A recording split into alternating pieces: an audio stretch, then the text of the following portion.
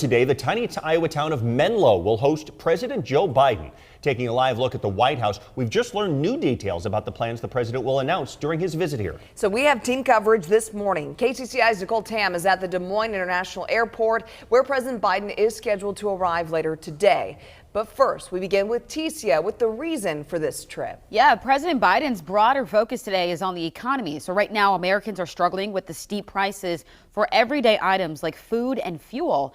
And within the last hour, we've learned that the White House is rolling out a plan to use ethanol to curb the pain at the pump. So here's what we know so far. The EPA will allow E15 gasoline to be sold this summer. That's gas with a 15% ethanol blend. And right now, E15 can't be used in most of the country from June 1st to September 15th. But the EPA will be issuing a national emergency waiver. The White House says the move will help increase fuel supplies and give Americans more choices at the pump. And the EPA says any vehicle 2001 or newer can use E15 gas. But this trip to Iowa isn't just about investing in our biofuel industry. So this is part of the broader initiative to invest more in rural America. The White House is calling it the Rural Playbook. And during his visit, the president will tout the bipartisan infrastructure bill that passed last year. And you'll remember it provides billions of dollars for rural communities to improve roads and bridges, water quality, and high-speed broadband internet access. Well, Iowa is slated to get $5 billion from that infrastructure bill. Iowa roads will see the greatest investment with nearly $3.5 billion dedicated to fixing them. $400 million is dedicated to fixing the high number of deficient bridges across our state. More than $600 million will go to updating our public water systems, and another $100 million is slated to bring high-speed internet access to rural areas.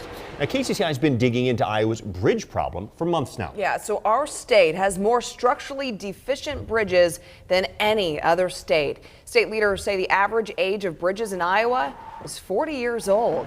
7 of the top traveled bad bridges are in central Iowa, including Des Moines. State leaders say rural county-owned bridges push Iowa to the top of the list. An average county has 200 bridges, so you know if they've got 40 or 50 poor bridges in their county and they can only replace one a year, it takes a long time to get that number down. In all, Iowa has nearly 5,000 bridges that are considered structurally deficient. Pennsylvania is a distant second with about 3,300 bridges.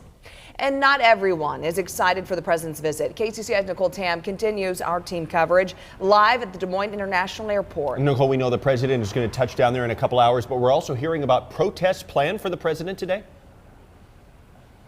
Yeah, Eric and Alex, protest plans indeed. Not everyone is welcoming President Biden with open arms. We've seen at least one social media post of a protest that potentially is going to go on here just outside the airport. One of them in a tweet is from the Dallas County GOP. They said yesterday that they are trying to gather as many people as possible to, quote, welcome President Biden. They are expected to gather on Floor and Coles Drives just outside the airport again around 10 this morning. The post also encouraged people to bring signs. Now, Iowa has never been a big fan of President Joe Biden. His 2020 presidential campaign had a 4th place finish in the caucus, and he eventually lost to Donald Trump in the general election here in the state. This is President Biden's first trip home today to the Hawkeye State since that loss, and not many Iowans approve of his performance. The latest Des Moines Register and Mediacom Iowa poll shows nearly 60% of people surveyed disapprove of his actions, and only a slim 35% of people do approve of how he's doing. Now, it's not clear exactly how many people will show up to that protest that's organized by the Dallas County GOP, but we will be here throughout the morning to monitor what's going on and keep you posted. For now, we're live outside the Des Moines International Airport. Nicole Tam, KCCI News, Iowa's news leader. It'll be a busy day there when Air Force One lands, and Guthrie County traditionally votes red, but Menlo residents, where the president is headed, say that they are excited to see the president either way. The small town of less than 500 people was taken by surprise as the visit thrust them into the national spotlight. Menlo is about 45 minutes west of Des Moines. It's home to the Poet biofuel plant and plenty of wind turbines. Well, today's biofuels plan will definitely impact that town, but the city's mayor says their town will benefit from that infrastructure investment as well. If you've seen our streets and drove on them and our state highways right out here, we need help. Keep it tuned to KCCI throughout the day as we have full coverage planned before, during, and after the president's visit to Iowa.